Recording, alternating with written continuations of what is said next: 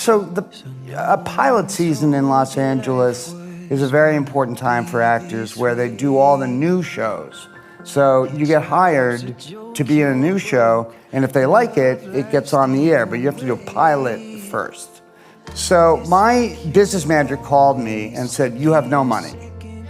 And I said, "How about a little warning? What's going on?" And so I called my manager and I said, "I need money, you gotta give me a job right away." And the job that they got me was called LAX 2194, and it was about baggage handlers in the year 2194. Did you hear the applause? Someone tried to applaud when you said the name of that? Someone tried to applaud. Yeah, I've seen that. Yeah. And I wore a futuristic shirt, and there were little people wearing wigs, and they were the people in the futuristic people. Whatever, it was awful, but they paid me the money that I needed to drink more and eat more and all that stuff. So then a script called Friends Like Us started to make its way around the people. And I saw a character in it that was me. And we all know which character that was. And I was like, I am this guy. I am Chandler. You got to get me in to audition because I'll get it because he talks exactly like I do. And they said, "We can't send you in. You're attached to the baggage handler show." And I kept trying. And a couple of my friends said, "You're so much like this guy. Can I read this with you? And can you show me how to do it?" And I did show them how to do it. And I was like, "Well, don't hit that word. Hit that word and you'll get it." And they got really close to getting the part based on that.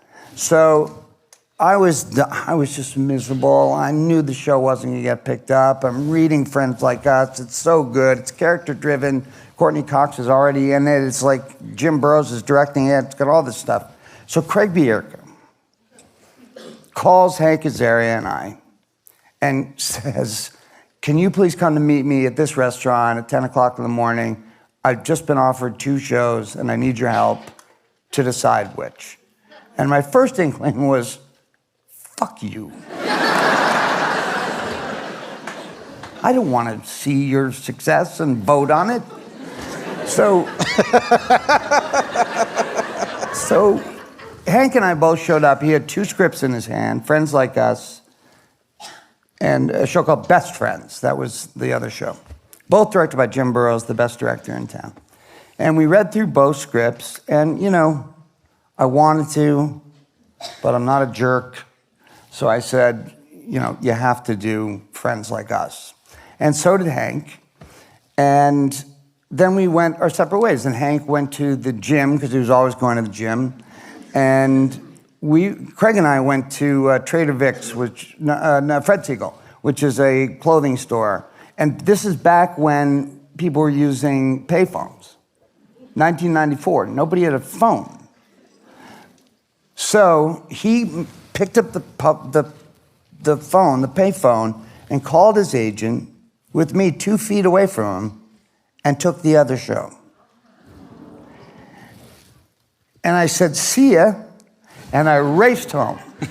And I was like, "The part's still available. They don't have anybody. It starts Monday. Please get me in. I'll get it." And somebody finally saw the baggage handler show. And it was not going to get picked up. Mostly because it was about baggage handlers. So I was what's called a safe second, which means their show's not going to get picked up, so we'll hire them for our show. And my manager called me and said, "I got very good news for you. You're reading for Marta Kaufman, the executive producer of Friends, tomorrow morning." And I was like, oh my God, and I knew my life was going to change.